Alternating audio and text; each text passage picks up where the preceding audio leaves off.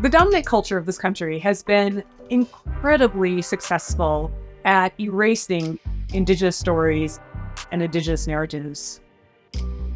We're not taught about in schools except in the past. We are erased from popular culture by using white people dressed in what we call red face. We're relegated to side roles or lesser roles. We're very rarely allowed to portray ourselves the way we are. So for me, I see the arts and this incredible opportunity I've been given through theater as a way to reverse that.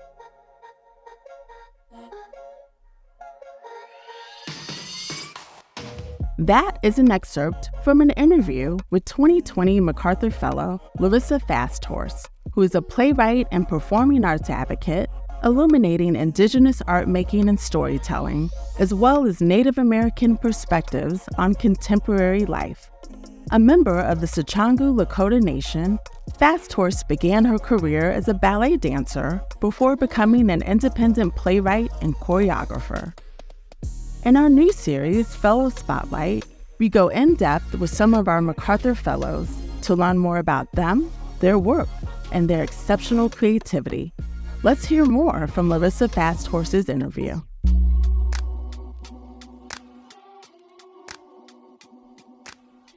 It's funny, when I talk about theater, I always have to, in my head, differentiate what we're talking about.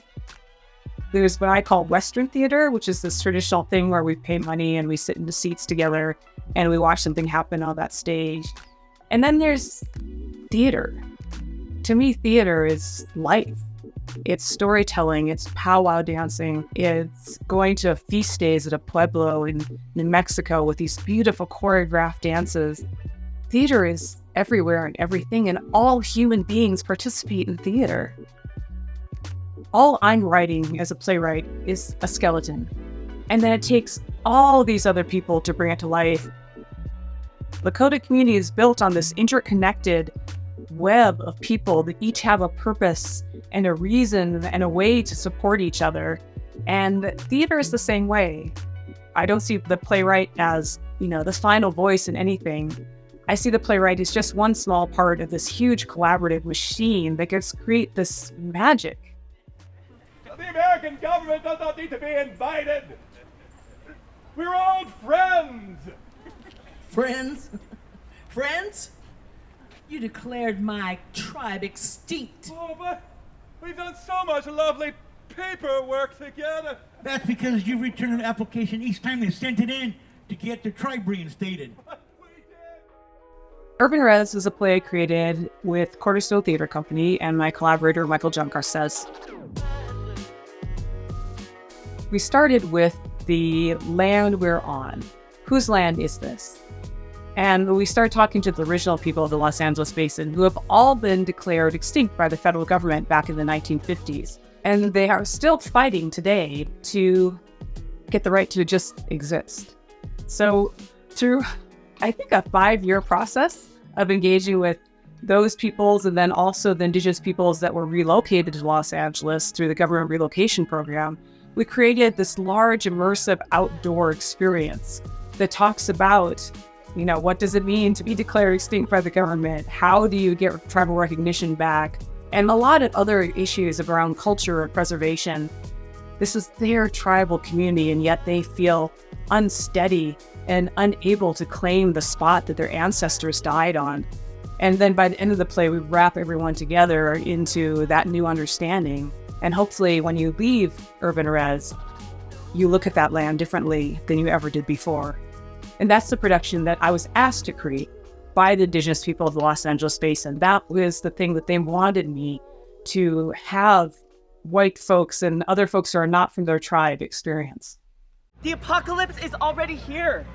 Back home, people are dying every day from bad food and curable diseases and alcohol and drugs and rejection. I'm 22 years old and I've already been to so many funerals. I can't even count them all. At no time in the productions that we've created does art or production rise above the desires of the community. The community is always the first thing in our productions, and we simply bring our skills as writer and director there to serve the community and to uplift their stories and their desires. It takes a long time. We talk to hundreds of people. We ask them what they want, how they want to see it. We create some things artistically. We come back, show it to them, and then we ask them again. So what did we get wrong? What did we get right? How should it be changed? And then we do that over and over and over again until we get to a point where we have all these community members actually perform the pieces themselves with only a few outside actors that kind of serve as mentors and guides for folks that have probably never acted before in their life. 4 fat turkeys sitting on a gate. The first one said, "Oh my, it's getting late." The second one said, "Thanksgiving is our state." The third one said, "There's the fundraising done." All said together, "Run, run, run!"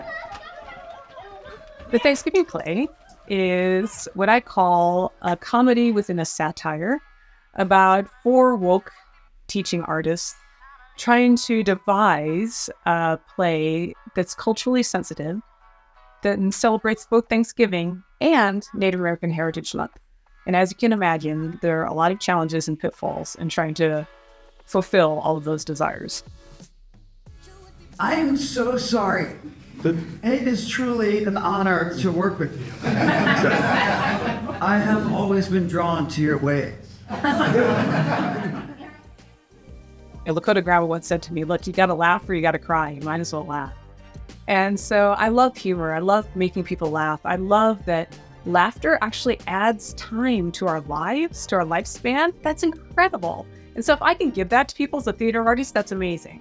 But also, I'm dealing with very serious and real issues in my plays. Issues of erasure, issues of tokenization, and outright racism and white supremacy.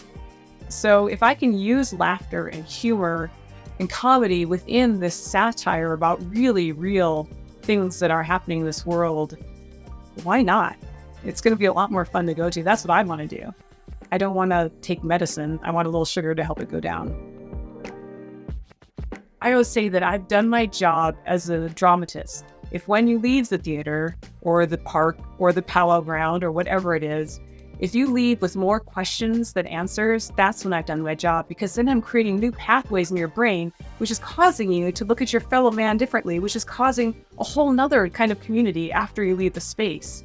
And that's the most exciting thing to me, is just creating these bonds that make community that we never would have had before if you hadn't come to some play in a theater or some presentation or immersive experience in a park and learn what it's like to walk in someone else's shoes.